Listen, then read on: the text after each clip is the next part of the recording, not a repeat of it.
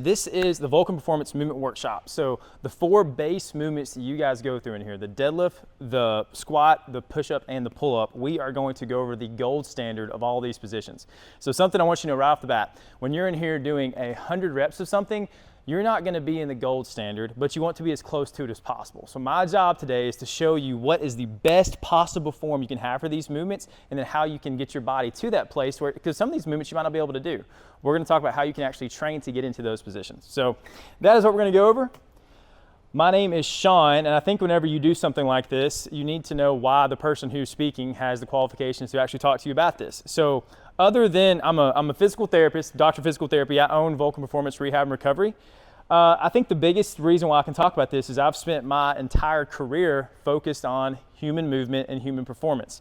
I got my start working with, I don't know if any guys remember the 96 Olympics with Michael Johnson, who had the golden sneakers. Anybody remember those? Okay, so I did an intern.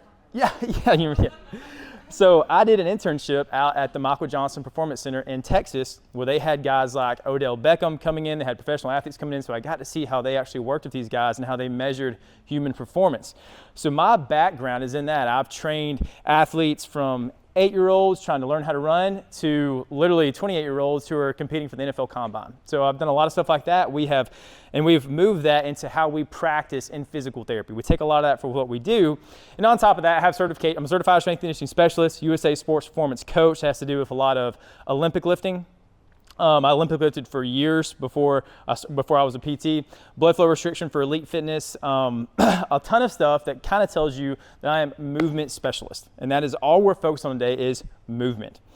So to go from there, we're going to dive directly into it with what we're going to go after today. So I told you we're going after the gold standard. Now, when we're going after the gold standard, there's going to be a ton of moving. So I know, how many of you guys just worked out? Very pretty, okay. So I'm so sorry, you're gonna have to work out a little bit more. We're gonna do, anybody ever done Bring Sally Up? Okay, we got 2. Oh, y'all are gonna love it. Okay, we're gonna do Bring Sally Up, which is gonna be so much fun, and you guys are gonna do it too. So just letting you know, be aware. We're gonna do a ton of stuff that's gonna get you moving, and while we're doing it, I'm gonna put you in a good position. So if you're out of position, I'm gonna come through and get you into a better position. And we're gonna talk about the why behind all of it. Not just go do this right here because it's better for you. Why is this actually better for you? And then the cool part about it is all of these movement things we're going to discuss, if you are a linebacker trying to knock someone out, or if you are a ballerina trying to be aesthetically pleasing with your form, it all makes sense and it all goes together. There are movement standards that work across the board. So we're going to talk about all that. First one we're going to dive into is the wonderful world of the deadlift. And by the way, if you have any questions, just ask during this. There's a little time set aside at the end, but you can ask questions whenever. So let's talk about the deadlift.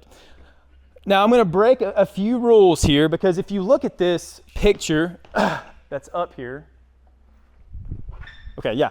So this may not look like some of the deadlifts that you're used to. I'm going to grab a dumbbell and we're going to talk about why. And another reason, the reason why we start with the deadlift is the core of every movement that you're gonna do. The first 6 inches of your deadlift, look at my hips, should look exactly like the first 6 inches of your squat. This also looks like the first 6 inches if you're about to jump. So everything starts with the deadlift. You have to be able to control your core, control your spine, so that your hips can fire.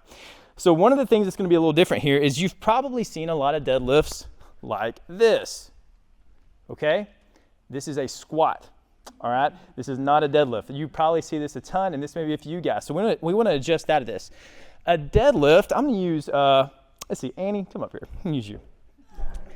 So we're going to, and this is kind of a heavy dumbbell. I'm sorry, I should have picked something a little lighter. It's not heavy.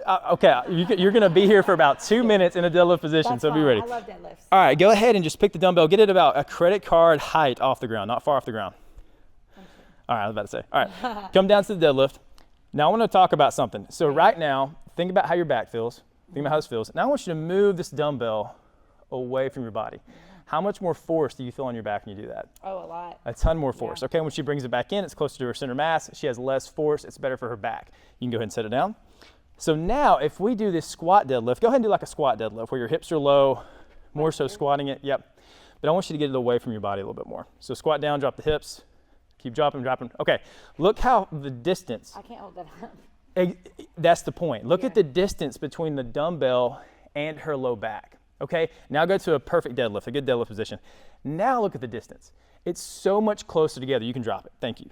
It's so much closer together to your center of mass. That is how we should try to deadlift. So if you're deadlifting and you're going into this squat deadlift here, it's too much distance. You're putting way too much work on your low back and you're working harder than you have to. It doesn't have to be that hard. You can get more reps if you do it the right way. So the deadlift, here are the cues I want you to remember. And this is as simple as it gets. Take your hips, drive them back, and then bring your hips forward. That is the number one thing. Where people get confused is, all right, Brittany, come here, I'm gonna use you. This is where people get confused. I know you've coached a ton of people. What's the number one fault that you see with the deadlift? The number one thing that people do wrong with it? Just bending straight over it. We bend and kill our back. Exactly. So the cue we wanna look out for, show me that with the dumbbell. Let's just really hurt the back this morning.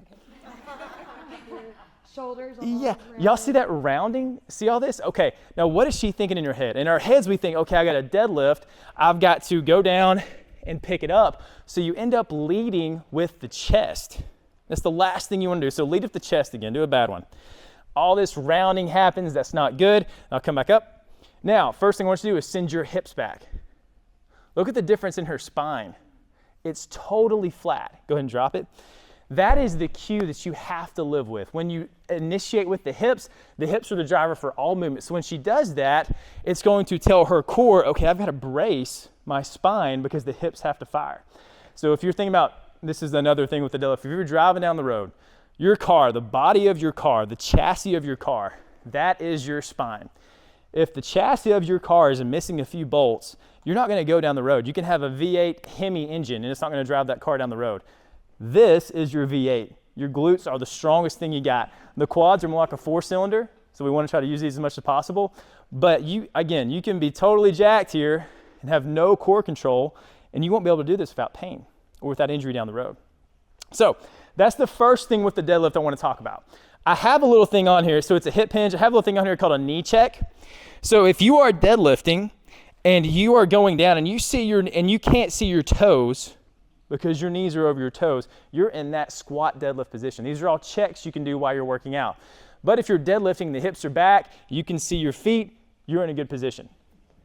Finally, something that we hardly ever talk about, we're gonna talk about this a lot with the squat, go ahead and take my shoes off, is what do your feet do during a deadlift? Does anybody know what your feet are supposed to do during a deadlift? Yes, say it again. Big toe, pinky toe, heel. Boom. That is dead on. So how many people do you see, or you guys, how many times we deadlift like this? Where our feet are up, our toes are up maybe, we're not worried about the contact with the ground. This is what's so funny. When your toes come up during a deadlift, the force accumulates at the low back because you're missing surface area on the feet. Because we're doing a hip hinge, we want it to be a hip hinge, the first thing that's gonna take the force that you're putting out is going to be ideally your hips, but if you're out of form, it's going to be your low back. So we want to protect this precious structure.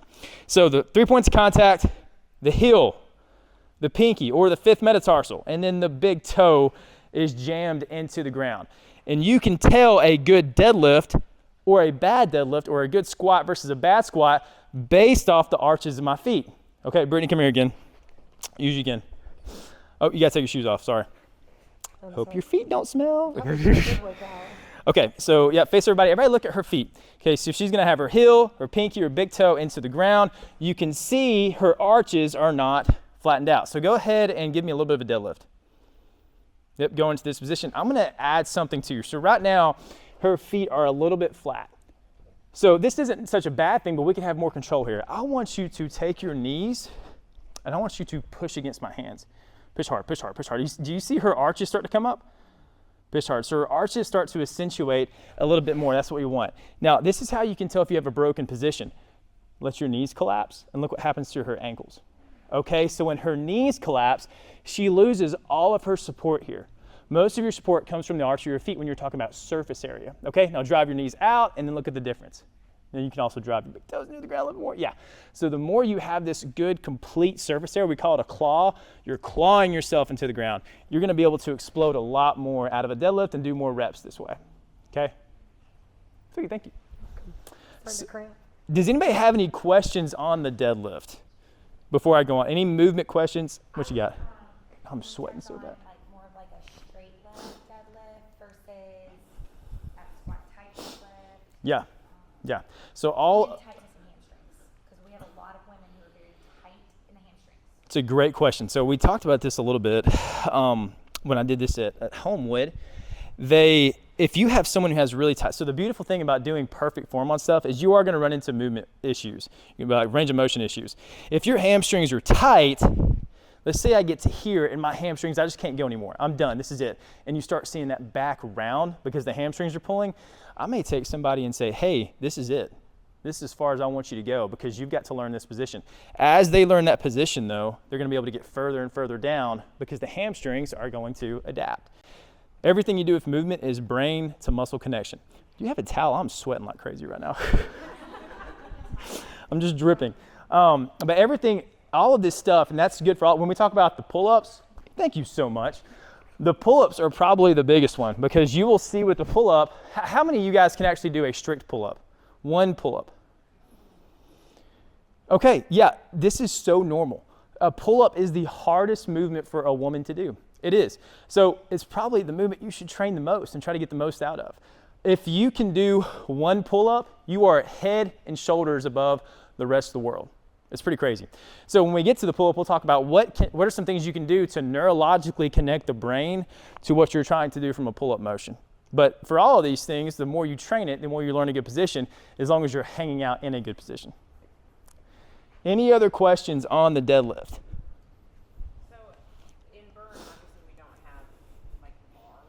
Yes, yeah. There's a difference between the bar and like when we do just dumbbells.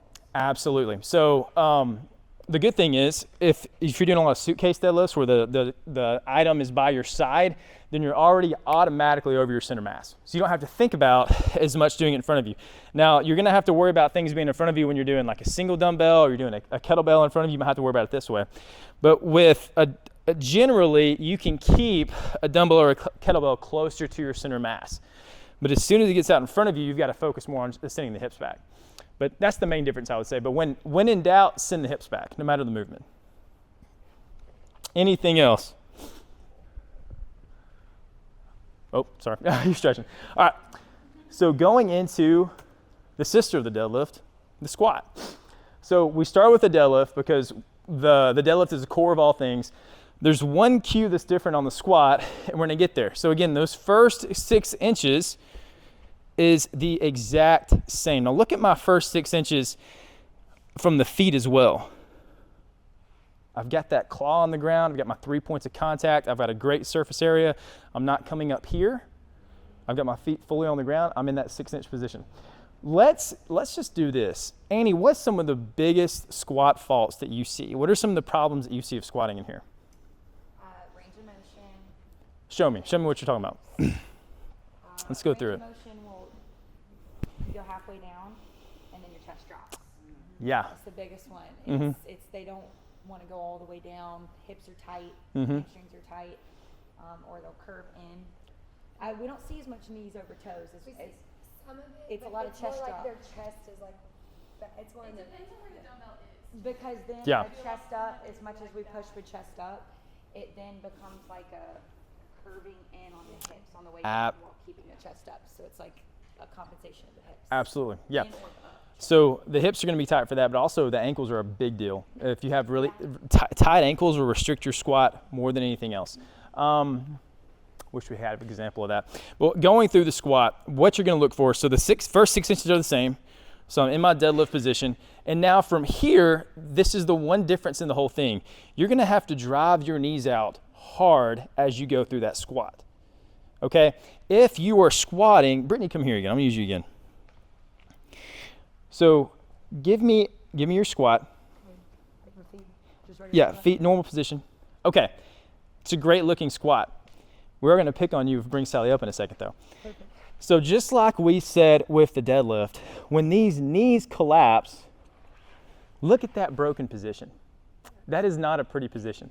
It hurts, yeah, and drive them out. So when she drives them out, you can see all of this from the ankle position. Now, go ahead and step up, sorry, I know you got a bad hip. But why does this matter? So why does this matter across the board?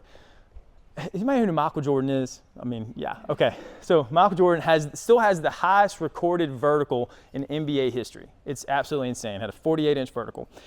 When he jumped, Michael Jordan, if you looked at the feet, he didn't jump like this. Like, you have no power. How many people do we see squatting, like trying to squat like that? Like, you have no power generation here. Everybody stand up real quick. We'll do this before we do bring Sally up. No, let's keep your shoes on. Keep your shoes on. I'm the one with shoes off. That's a good point. You can make the choice if you would like your shoes off or not. But everybody, I want your feet in a plie. Yeah, okay, now take your hands, put them on your butt. Okay, all right, I want you to try to squeeze your butt in this plie, okay? You might be able to do it. How many people were dancers in here for a while? Y'all are gonna be really good at this then. Y'all are gonna be great at squeezing your butt in this position. Okay, now I want you to put your toes forward. All right, hands are still on your butt. Now squeeze your butt. I feel like you can engage a lot more with your toes forward. When you are here, the controllers of the hip, your external rotators, which control every movement we do, are so shortened that they can't contract. They can't help you with anything. So your power production, if you're trying to jump, is gone. That's why when you jump, the natural jumping position is, look at my feet. I'm in a squat position with my feet. That's the natural human connection to it. So the more you can have your feet forward on a squat, the better. The ideal range is going to be 0 to a 12-degree toe out. That's not much at all. So you got to ask yourself, you got to think, okay, where am I? Think about when you're driving. Like when I'm driving, I have my leg hanging out like this. I have shifted to when I drive, I've got my heel down and my foot straight. So I'm trying to work on this at all times. But specifically in here, you got to ask yourself, okay, I'm doing 150 squats in this workout. This is already going to hurt enough. Is it worth me trying to have my toes forward when I do this? My argument is absolutely.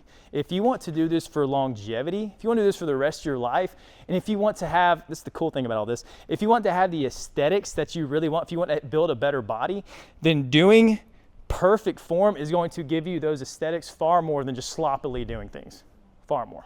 So y'all can stay standing for a second because we're about to go into bring Sally up.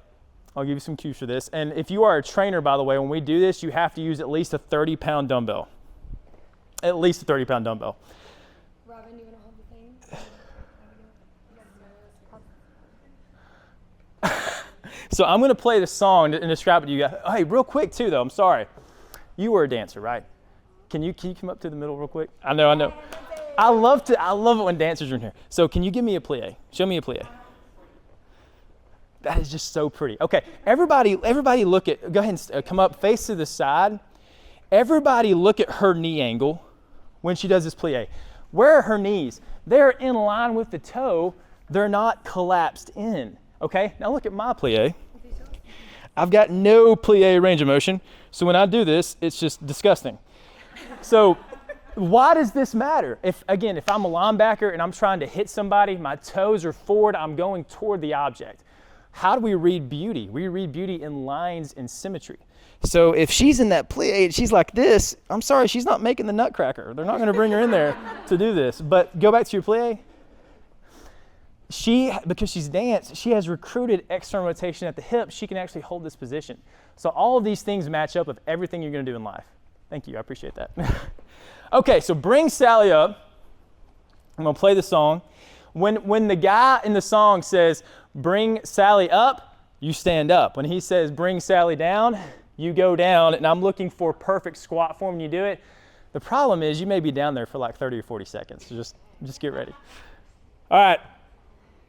Trainers, you ready? Wait, where's your dumbbell? I'm form checking. You gotta go get the 50. Listen, I'm form checking. I'm already sweating enough. I don't want that. All right. Form check too. I'm about to form check too. Yesterday, so I'm gonna go down and wait. All right, here we go. I did too. Bring Sally down. Let's listen to him. Bring Sally up. Yeah, okay, I'm gonna go around the room. Not bad. Okay, what I want you to try to focus on here, go ahead and come up. Let's try to go fully toes forward, get them all forward. And then when you go down, work on driving your knees out hard. I know it feels awkward, that's a better position. It's gonna be harder for a little bit, that's a better position though. This actually looks pretty good. How is your full depth squat? Are you able to go down deeper? Yes, yes. So the deeper you can get, especially if you can drop your hips back a little further, stand up one more time. I want you to try to squat without touching my hand. Woo! And your hips just dropped about another 5 inches. Annie, what happened? What is this?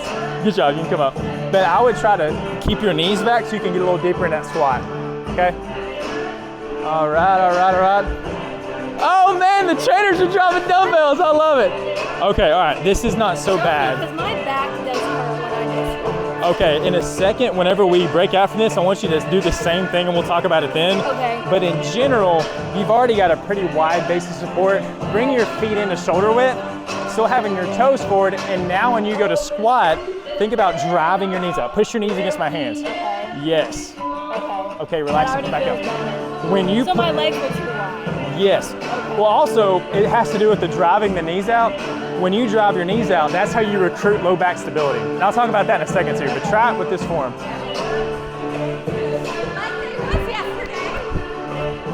All right, I'm pausing it. I'm pausing it. There's too many good stuff happening. You guys are dying right now. Y'all can put the dumbbell down. Listen, I didn't want to hear excuses. I just said do it, okay? All right, you can put the dumbbells down. So we had a lot of good stuff come up. I want to bring it up one more time. I forgot to mention this, but I want to mention it now. How many of you guys can do a full depth squat?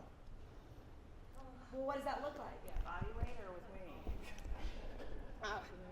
I can't even go that low. Okay, all right, so this is the position. It had to be, a full depth squat is actually hip crease below the knees. So this would also be a full depth squat. So you get hip crease here, below the knees. Yeah. So I want to linger here for a second and talk about this. You're going to have different positions, different movement, different exercises. Some exercises don't need to be a full depth squat. Some of them do. I always live by the rule of thumb, when you're able to do a full depth squat, do a full depth squat. And this is the reason why. If we're talking about longevity, doing this for a long time, if you never, Andy, come here. I'm just going to keep using you. Go ahead and give me a partial squat. Like you're barely, right there, stop right there. If this is all Annie ever uses, if this is it, then her body is only going to know how to lubricate her meniscus at this range. It's only going to know how to lubricate the labrum at this range. Let's say one day she decides to get a little froggy and she drops it low. The body's like, what the heck are you doing? I don't know what this is. I don't know what this is. She goes from wet areas, which is lubrication, to a dry desert. So all of a sudden, that precious meniscus, the precious hip labrum, they're not ready for this. The body hasn't planned for this, and the muscles really don't know how to contract there. So the best way to do it, go ahead and give me another full depth squat. Now, if she does this over time, the body knows what to do with this. It's lubricated, the muscles can contract around it, the hips are ready to contract. Go ahead and stand up. This is the gold standard of squatting, as a full depth squat, because it will protect you over time. There's been so much research done on this position because we asked the question for decades, what is better, a partial squat, a parallel squat, or a full depth squat for longevity, for health? The answer, after about 10 years, came out to be the full depth squat.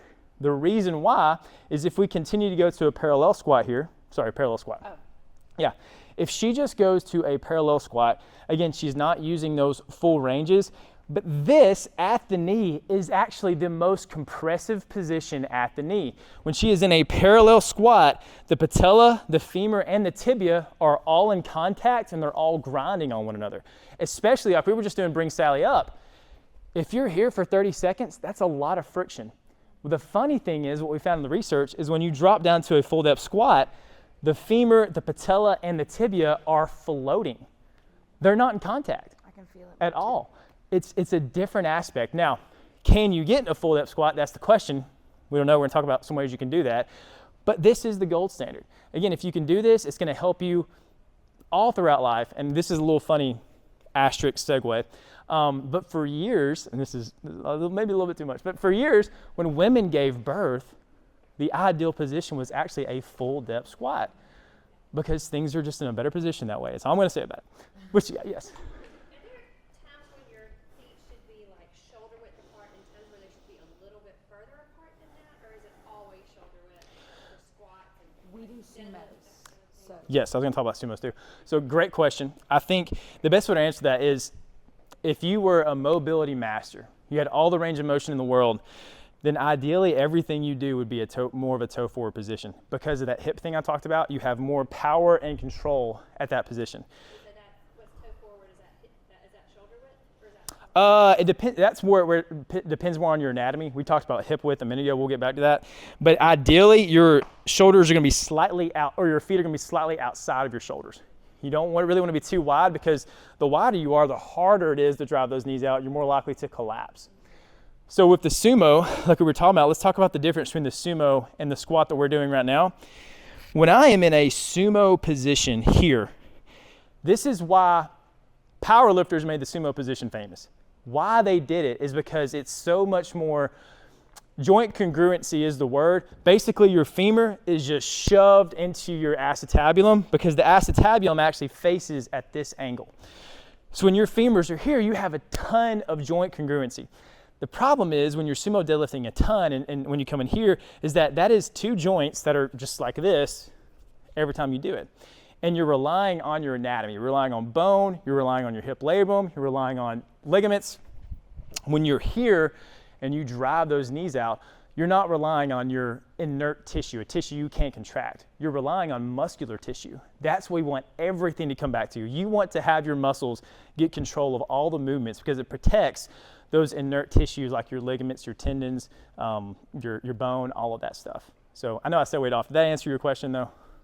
Kind of. so I just need to stay at like maybe a little bit more than shoulder width. Yeah, so that, Like if I'm shoulder width, I kind of feel like they're too narrow to do my squat. So I always kind of come out a little bit more, but then I'm like not the right distance. I don't know. let's see here. I think just looking at you too, you've got long legs. So like, I mean, us standing beside each other, my hip is just a little bit above your hip. So you do have long legs.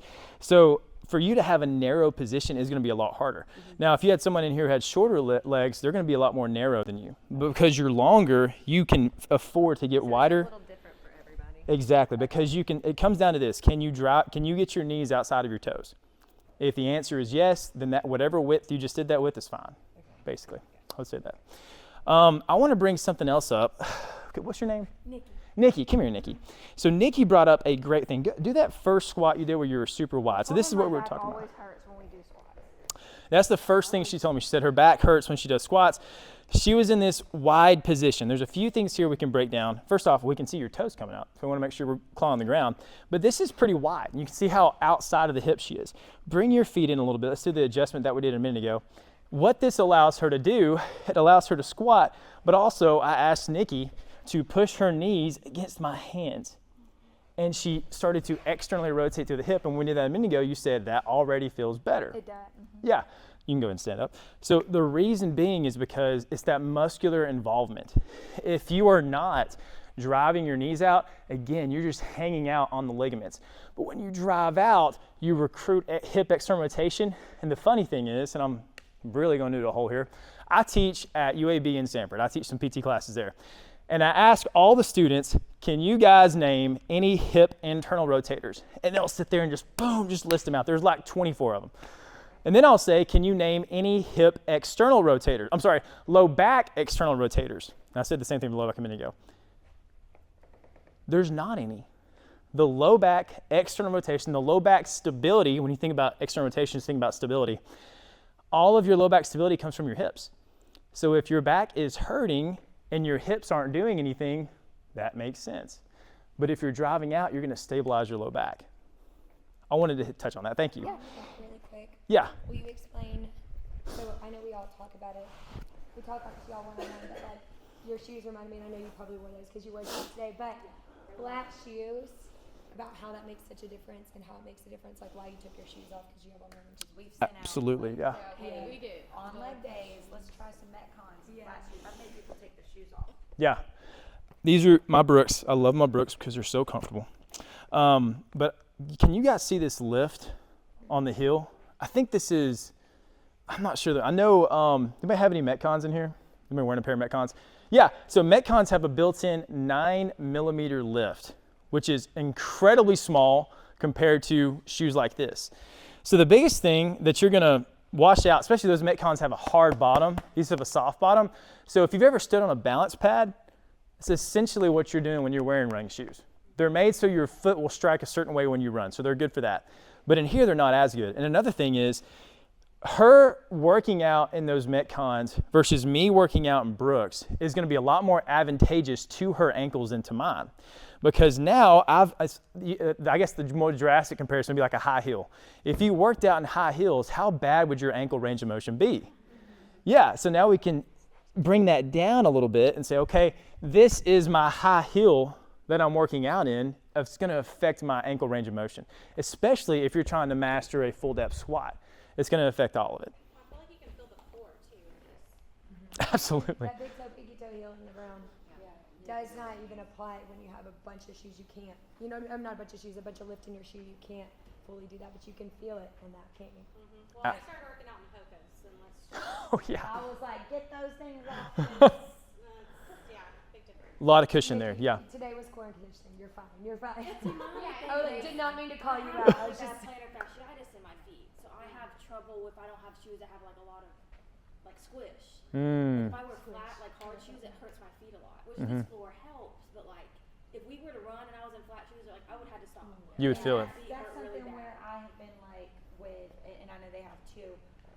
If it's a leg day and Abigail makes y'all do jump squats, don't do jump squats if you're in running shoes. You know, it's like keep your feet flat. It's one of those leg days. Yeah. So. But also when it comes to rowing and bending over and you're going like this is another reason I've also said, hey, flat shoes on even a back and an upper body day matters too. So that your weight isn't forward. Like if we had heels on, we're naturally going to go forward. Yeah. So. And with plantar fasciitis, one of the number one things that we do in rehab with someone with plantar fasciitis is we actually have them squat with really good form because you're accentuating the arch of the foot and you're retraining the arch of the foot. If you are squatting like this, then view your plantar fascia as like a rubber band. You want to keep that rubber band tight. As soon as you lift your toes, it's like it loses all of its tightness and it's just kind of flubbering around down there. And that's where you can really start to develop some plantar fasciitis. But It's been hurting really bad since I started doing burn. oh, you got to figure that out. We got to fix that. Any other questions on the squat? Yes, ma'am. So if we're holding the squat position for like an extended hold, like 20 seconds, Yep. it's full depth squat. That is ideal. Yes, as deep as you can go. You might not be able to go there. Start with the team, shake it out and reset to the full depth. Don't carry on. Yeah, you. Form is always over everything. Okay. If you need to shake, I would rather you shake it out. I'd that's rather- important. yeah. But it's the full depth that I'm hearing is where ideally you want to Yes. between fatigue, shake out and get back to full depth. Don't Yes, I have looked at the burn standards for movement, and some of the movements are not like they are not meant to be a full depth movement, but then they have specific movements that are meant to be fully full depth squats. So that's where your trainer can help you and tell you which movement's which. But yeah, you would love to be able to just take your niece or nephew and just, hey, how are you doing today, and just hang out here for a long time like the monks do over in Indonesia. They just sit here all day long, and they're able to do it with a toe forward position. So this would absolutely be ideal. It's going to take time to get here. It's going to take training, and that's what I ask all you guys is if you're try to commit to these gold standard movements. It's really hard to do, but if you can do them, man, it's going to help you 3 or 4 years down the road. You're going to feel a lot better. So if your body's used to doing you said parallel, Mm-hmm. do you need to kind of just go down a little bit at a time to train your body to lubricate those areas? Or do you just say, okay, I'm just going to start doing like gold standard tomorrow? Or I'm going to show you. Come up here. We're going to use you as an example. Come up here to the middle. Okay, so you brought up a great thing, like how deep do I go if I'm trying to train this? I speak a lot more in concepts. I'm a big picture guy, and then I'll work down from there. The number one thing I can give you is I want you to drive your hips back. So that's it. So I want you to squat, but drive your hips back when you squat. Yeah, okay. So in this position, you're in a great position. Is this as low as you can go? I mean, I don't ever do gold standard because I didn't know about that. But Yeah, okay. How low can you go? Let's just see. That's a great full depth. That is a great full depth squat. That's really good. Okay. So if you were someone who couldn't get here, then still your number one concept is drive your hips back as far as you can and squat. That's still the Also, same I have thing. knee issues, obviously. So is that gonna hurt my knees? Let's more? talk about that. So go ahead and come up, stand up. Whenever I'll show you guys from the side, then I'll use you. So whenever your knees go over your toe, the more they go over your toe, the more you are going to affect the patella tendon. And one of the most common issues that we see is patella tendonitis. The more you're going to see that. So a good cue for that, like if you were squatting and I'm coaching and I see you squatting and those knees are just coming forward, I'm going to come up to you and say, hey, don't touch my hand. Okay, now squat, but don't touch my hand. So this keeps... My toes come up because Yeah. I start falling backwards. And that's a mobility thing. So that's something you'd have to work on. Maybe you stop a little bit higher before you get there. If you guys, that same check, that's good. If that same check we did on the deadlift with your knees, it works for the squat. If you're squatting and you can't see your toes, you're probably in a bad position. That means you need to shove the hips back further. And then, immediately, watch my knees. And then Sean, shove your hips back. There's a huge difference there in the knee angle.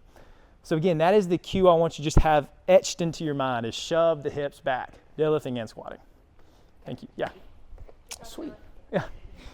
Anything else before we move on? We won't start bring Sally up again. I won't do that to you guys. Okay. All right. So let's go into the push-up. Okay, trainers. Annie. Sorry. What is the number one push-up issue that you see? Either hips stay down when they push up. I think that's number one issue. Yeah. Elbows out. Elbows are always here. Yep. So we're going to start super simple, and then we're going to connect it to the pull-up that we're going to do. So obviously, this is not good. This doesn't look good. It doesn't feel good. Odds are everybody just lay down on the ground real quick. We're just going to take a nap. All right, I want everybody to do that and just get your elbows high. You got to feel that difference at your shoulder. That's got to feel worse. And then tuck your elbows down. It's just so different. You can feel that. So the thing I want to connect with you guys, and that's the simple start. Now we're going to go complex. Everybody kind of come up on your knees so you can see. I love watching the Olympics. I love seeing the gymnasts in the Olympics. What gymnasts can do is just astronomical. It's just insane to me that they can do this. When a gymnast moves, no matter what the sport, no matter what event they're doing, they are thinking of their body as a rigid object. So if I'm going into a gymnastics push-up, this is my gymnastics push-up here. So my body is in this hollow body hold. My feet are pointed. That's the big difference from what we're doing. And then I'm going to come through here as I come back up, because they're looking at everything like they have a rubber band from the tips of their fingers to their toes. Okay? As soon as something breaks, that rubber band snaps off. So when we're talking about push-ups, I want to talk about why I want you to do a push-up a certain way. One of the scales, that's the number one scale for push-ups, is this. Right? You're on your knees. This is why I don't like this, because the rubber band is already broken. So if we're talking about creating aesthetic progressions, like trying to get a better body, you want to have that rigid core. When you're here, the core is 50% less activated. When you're here, it's much more activated. So even if I can't do a push-up, and this is all I can do, that's fine. Or maybe we get a box, we do an elevated push-up where you're on a surface. That is a better example to use than just coming down to your knees, because you're removing everything else out of it. At that point, it's really just a shoulder workout. Now, if I start doing my push-ups like this is what I've done at this point. I have moved all the surface areas. So in this good push-up position, the force is moved throughout my body. My whole body is taking a little bit of the force. When I go here, the body looks for angles and imperfections to send force through. When I go here, all of that force comes to my shoulder. Everybody hop into this position real quick. Just go into a push-up plank, okay? And slowly, I want you to lower to the ground with your elbows close to your side, okay? Don't do a bad one. Good, okay? Worm back up. Let's come back up to starting position. Now, we're all gonna do one bad one, okay? You're in the push-up position. Let your elbows flare out. Yeah, I love that you responded that way, because that's right. Okay, come back up. You can feel that immediately at the shoulder, because the body's dissipating force at the shoulder, and when you internally rotate, the biceps tendon, other little precious soft tissue issues, or soft tissue areas are being pinched underneath your acromion, okay? We want to stop that. Keep a nice open position. Perfect push, as I wipe my face, I'm sweating. Perfect push-up position is my fingers are splayed. I'm on the ground. They're forward. I'm in this rigid push-up. I'm down. My elbows aren't tucked to my side because then I'm just getting a tricep workout. They're not flared out. They're at a 45-degree angle. And then from that 45-degree angle, I can drive up from there. What you got? So we do a lot of tricep push-ups and diamond push-ups. Yep. We hit on those two. That's fine as long as the purpose of the workout is I'm going to attack my triceps today. So tricep push-ups or triceps, diamond. Yeah, so like here, like a diamond push-up. Yeah, that's totally fine. It's still at 45. You don't want your elbows to flare out a ton. I don't even know if I could do. I don't want to do this with my elbows flared out. I think that'd hurt.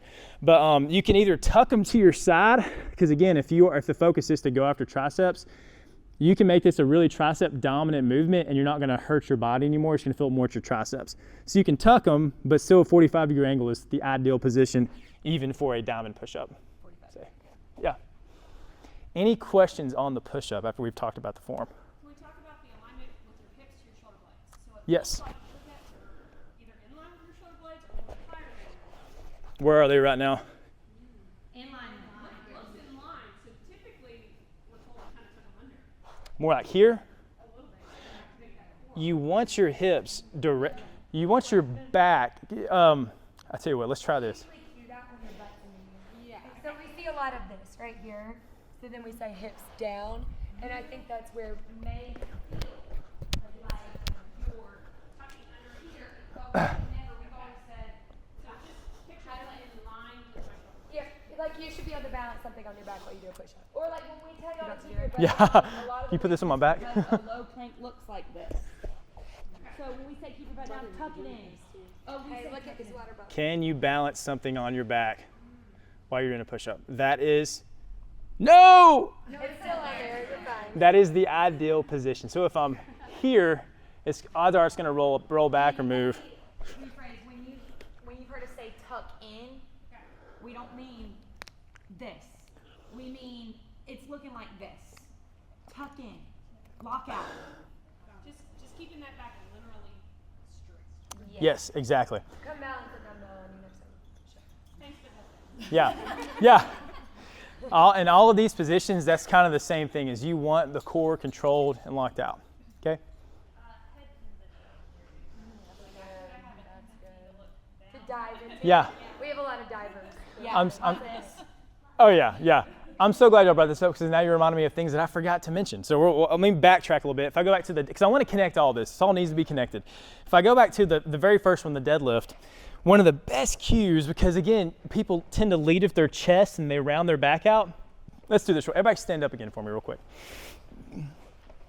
I want you to take one hand, put it on your chest, and one hand, put it on your belt line, okay? Can you bend over without your hands getting closer together or further apart, like this?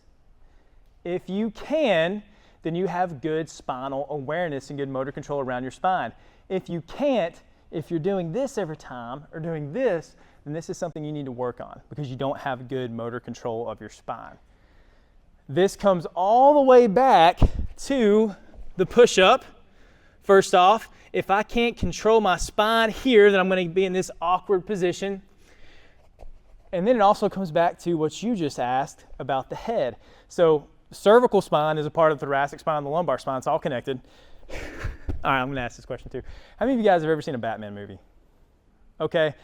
Batman can't turn his head because the suit's too tight. So when he looks like this. That's how you need to deadlift, squat, push up, even pull up. You are Batman. Wherever your chest goes, that's exactly where your eyes go. Okay? That's how I'd answer that. Any other questions on really anything but the push up? If y'all ever feel too like if you want to know, I've laid my hands across some of y'all's back just to be like, I should be able to touch your head. So I can always check it for you in that way. we do a lot of push-ups, and I'm just not strong yet. I'm getting stronger, but it just takes time. So just Yes. August. So whenever I'm worn out, like I just cannot do anymore, and I go to my knees, you're saying you would rather me like hold a plank or like barely go down, but still be on my toes, I would. be on my knees. This would be the next scale after that. So if you got too fatigued out and you can't do it, would be to elevate your hands before you came down to your knees. So maybe somebody can grab a box. You can go to something that's elevated. Does that make sense? Yes, I'm just going to grab a box and show you. Because you're still able to maintain that rigid core. Oh, that's a lot heavier than I thought it would be. Okay. Was not ready for that mentally. So you're here, you're still able to maintain that good rigid core, that the rubber band is tight, and I can just do my push-up from here.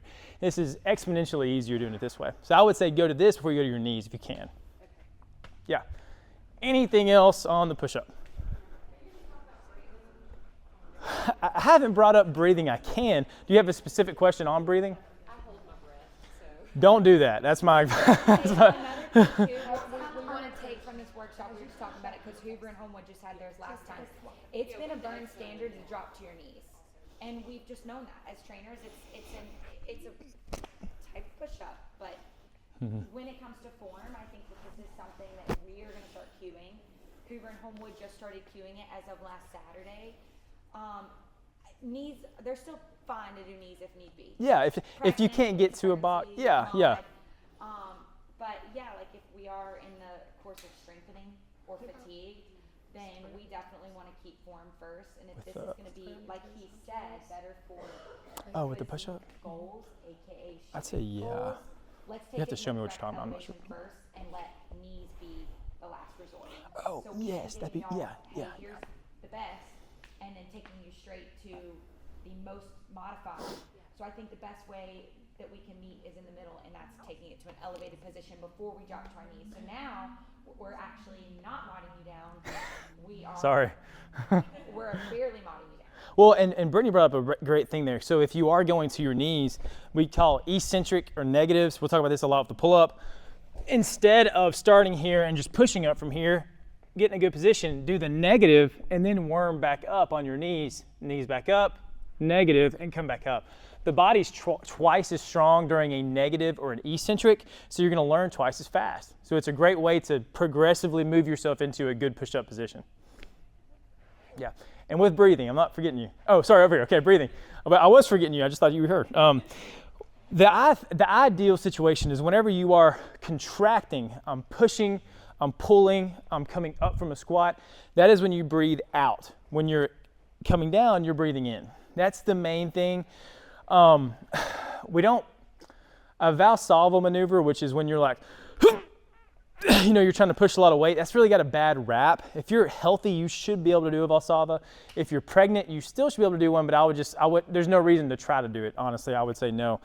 But even with a Valsalva, let's say I'm, doing a bunch of 40-pound dumbbell squats and my quads are blown up and I'm just dying, still on the way up, I'm going to be breathing out through pursed lips on the way up because it's a rigidity thing with the core. How rigid can you keep your core? What we're looking for. I always say that's the exhale and exertion cue that you're skip. So whenever the hardest part is when you exhale, right? Yeah. Exhale and exertion. Yeah, absolutely, yeah. Sweet. Okay, let's talk about the pull-up. This is the fun one. So everybody come over here to the pull-up rig, and I've got my little quip. So think about crispy fries versus soggy fries. Raise your hand if you like soggy fries. No one likes soggy fries, okay? Oh, don't do that to me. No, you don't. No one likes soggy floppy fries. I'm sorry. So we don't like soggy pull-ups, okay? So if I'm doing a pull-up, and you're gonna look at this and be like, what's wrong with this? Because this is the way everybody does pull-ups, okay? That's the way everybody does pull-ups. Now, again, today I'm talking about the gold standard. So this is what you should do. About 5 months ago, I looked up a bunch of male gymnastics training, and I thought, I'm gonna try to train like these guys. And I realized that their standard pull-up, this blew my mind, their standard pull-up is not chin over bar, it's bar to chest. I thought the same thing. I'm like, these guys are crazy. So I couldn't do it. I had to start by getting up there and just holding. So we talked about doing the eccentrics with the push-ups. I just had to hold it and then negative down from there. So I can do it now. I'm not gonna do it because I don't know if I can do it. I don't know if I can do it right. No, put me on the spot. Y'all gonna put me on the spot.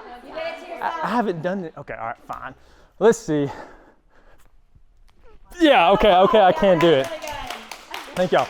So, but notice on the pull-up, when I got smacked in the face with that band. When I did the pull-up, oh, come on. This will work. When I did the pull-up, look at my body position. So we're going after gold standard. I am in a hollow body position. The way I'm here, the reason I'm here, instead of here, I'll do it this way so you guys can see. Look at my low back position when I bring my feet down. See how it's extended? So the rubber band is broken in that position, unless I'm doing something more like starting off in a good hollow body position, unless I'm more like this, because I have tension throughout the movement. You got to be able to keep tension. So on your pull-up, ideally, you are, I'm gonna keep going back to getting slapped, I think. Ideally, you are fully locked out. You're in a good contracted position. The core is rigid, and you are pulling up from there. That is ideal. Okay, now I know everybody's like, what? It's hard to get there, but that's what you're aiming for. So if you're doing pull-ups and you're immediately going to this, okay? The rubber band's broken from the very beginning. That might be the first step. Just don't start there. Maybe you just start here. And then you can still come up, you can bend your knees and then get it from there. But over time, you're working more toward that really rigid pull-up.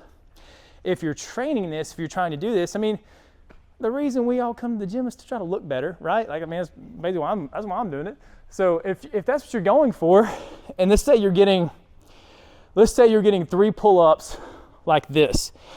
And with this, you're only able to get 1, okay? But after you get 1 here, and then you're trying to get another one, you're keeping that form, and you're working on that, you're gonna have so much better aesthetics by training that way than if you're just doing soggy fry pull-ups, okay? That's my quips on that. There's a few things we could go into as far as pointers on the pull-ups. If you do want to train it, I know you guys have some scales. Number 1 scale for a pull-up is to get a box, and I'm tall enough to do it, but jump up, hold, and then 1, 2, 3. So number 1 scale. It's that eccentric movement, that negative. Because you're twice as strong, you're gonna learn it twice as fast. Would you do that before doing a band? Absolutely. Absolutely. Because a band, let's talk about a band. Where is the band the tightest? At the very bottom. A pull-up is the hardest when you're just starting to pull up, when you're trying to initiate the movement. So the band's taking out the hardest part of the pull-up. When you do a negative, it's the same, yeah, it's the same difficulty the entire time through. So I would try to start with a negative before I went to a band. Now you can use a band. There's ways to get around, you know, like maybe you're doing a band with both feet, you know. The rubber band is broken at the knee, so I'm not crazy about that. Because it makes it more challenging. It makes it more challenging, yeah. I would go to the negative. Now, if it's just really hard to set up in a workout, then you can pull the band out. We're just going from gold standard, scaling our way down. The next thing would be a box. If you could put somebody on a box, They always start on a box. then that's ideal. Box before band, I would say. Oh wait, what do you mean box? Like stepping off of a box. Oh, onto yeah. it. Yeah, like I use my box. Not all of our ladies can I step can't up. jump into that. Yeah. Are you saying that we should go into putting both feet in the bands rather than No, I was about to use an example. No, it's harder with only 1 foot in the band as opposed to 2. Yeah. Well, we cross our feet. Yeah, that's what I did. Will you give some cues on, you know, when it gets all in our shoulders? We see I have a lot of people that are like, it's all in my shoulders. It's not. How to engage your lats? Like, what are some? Everything I can tell you about that would be more about how do you engage the core, because if the core is engaged and the lats are engaged. One of the training tools I love to use would be Brittany, you asked for it. Go ahead and just hop up here in a pull-up. Do you need a box? I can grab a box. You want me to do it? Okay, so getting that really hollow body position, the hollow position I was in. Okay, now I'm gonna stop you from swaying. Okay, now I want you to touch my hand with your belly. So you're gonna have to pull your feet back. Oh, like that? Yep, and then touch your back of my hand. Okay, Wait. now arch the other direction, hit my Oh. hand, Oh, come back through, just like this. Okay, and stop. See how you get to swaying like that? Go ahead and come down. Can you, that's core control. So watch when I do this. If I'm in this position, I should be able to go from this hollow position to an arch position without swaying at all. I see. If I can do that, then you have really good core control. And if you have good core control, then your lats have to be engaged. What about shrugs? Yeah, so scap initiations, yes. If you are struggling with pull-ups and you just want to really get a good strict pull-up and you start doing this, that is great because everything is still rigid. You're not violating anything. It's still rigid. that's a good way to. So you'd say kinda negative keep the and then hollow. shrugs? Negative and then shrug. I think the negative is just, it's the king of any type of movement progression you want to make. If you can't do it run away, then I say reverse the movement and do it that way. The first day kind of mixing the two, but then every day after, let's focus on the negatives. Yeah. So they can get a feel. And I tell people, like, again, like if you can get a pull-up, like you're head and shoulders above most of the world. Come in here, I'm sure these guys wouldn't care. Come in here 10 minutes for a class, say, okay, I'm gonna do 10 pull-up negatives before the class starts. And if you do that 2 or 3 times a week, you look up in a month and your pull-ups will come a long ways. Absolutely, I can come whenever. Say that one more time. So the pull-up negative. So you're going to go from the box up and then work on the negative. Yep, I'm on my box. Yeah, I'm on the box. I'm pushing up off the box, and then I'm going to negative down. It's that transition from the band, like when you're just barely strong enough that you can't. Yeah, like a lot of our blue bands and. So you're saying just straight to the box, up, and then work on the negative. Work on the Take negative. it out and do it again. And then Exactly. when we're doing banded negatives, it's just defeating the purpose. Yeah, it's hard. The greatest litmus test for all this is walk up to the bar. How far can you get on a pull-up? You know, maybe I can only get to here with good form. That's it. And then I spend 2 weeks coming in here 10 minutes early, doing my pull-up negatives, and then you try it again.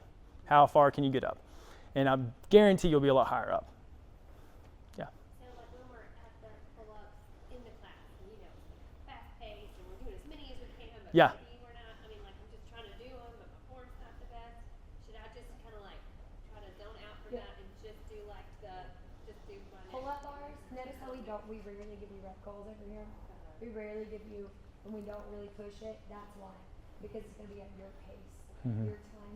Anything, we would rather you go slower with good, no matter what. Even on a cardio day, formula is gonna be good. You bring up a really good point too, though. So again, all these things are the gold standard. So if you have this position, if you can squat like this, then you have earned the right to deviate from this position. So all of a sudden, there's a ton of squats in the workout. I'm not gonna do 400 squats with this form. I'm gonna do it more like this. You know, I'm gonna go a little faster. Maybe I'm violating these principles a little bit, but because you have owned the gold standard, now you've earned the right to deviate. If you don't have the gold standard, then you need to get that before you start to deviate.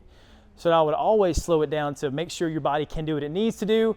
But then, you know, when you're picking up a baby, like the back's gonna round, things are gonna happen. But you train in here so that you can do that stuff really easy. Another thing that I've said too, and I know Brittany and them have said this too, like we scream heavier all the time, but there's been a time that we've said go heavier, we've watched you go heavier, and we're like, go back down, 'cause that's not working. Or to try to attempt and go heavy and lose your form. Sometimes there's a lot of you in here and we can't catch that, but if you're wobbling on, like yesterday I saw somebody doing forward lunges and they were just wobbling it, and I was like, you need to go back down. I was like, you're strong and you can pick that up, but you are wobbling. And there's a point where if like it doesn't feel right, the weight needs to come down no matter if we say heavy or not. Because I mean, we'll say heavier, but we're not talking to, sometimes we always think that we're talking to just y'all, but there's might be 20 of you and we could be talking 40. And not the other 16 of you might not need to be that heavier. You need to be that, I'm going to focus on my form. I'm going to focus on how it feels. Or you might have an injury.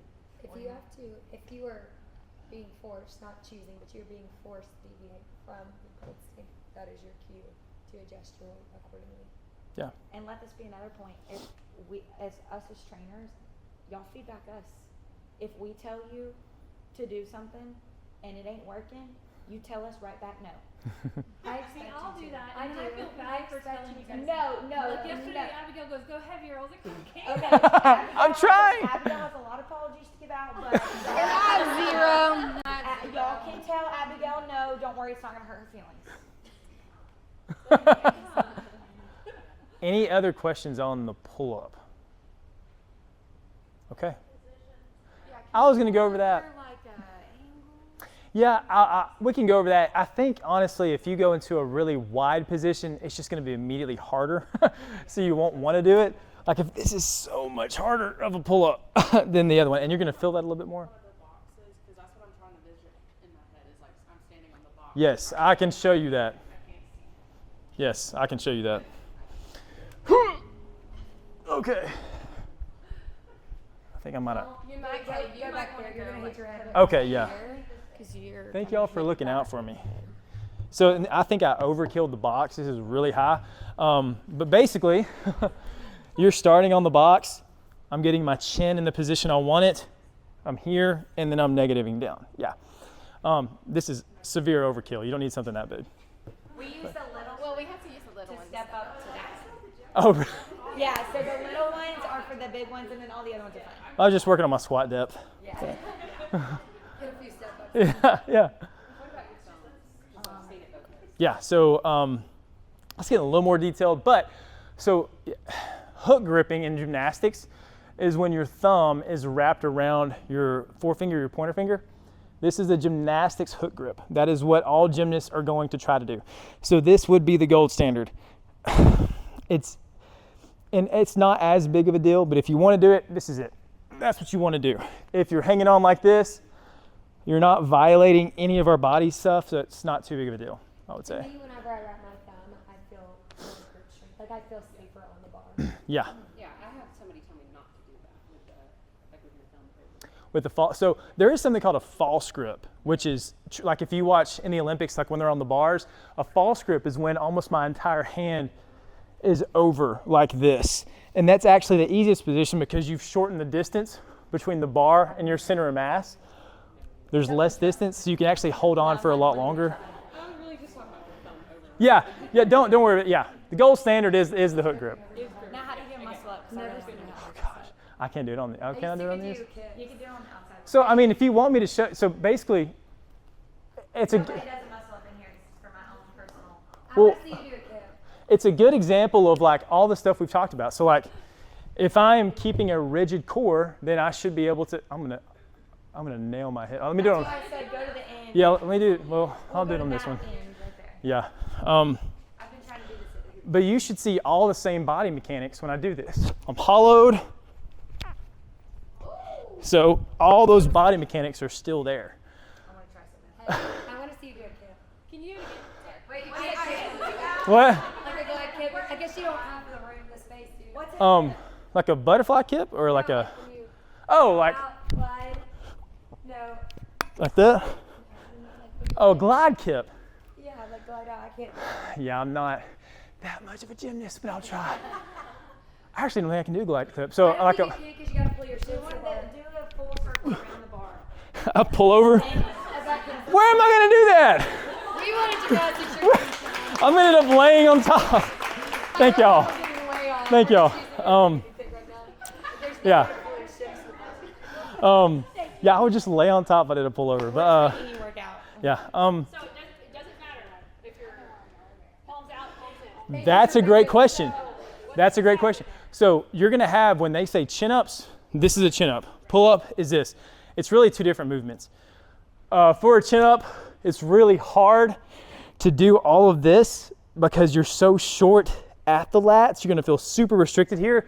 You can, obviously, I mean, you can, but it's such a bicep focused movement that really the point of doing chin ups is you're going after your biceps. So it's a little bit different than like a full body movement, I would say. So how would you hold your body to do a chin up? The same way I just did it.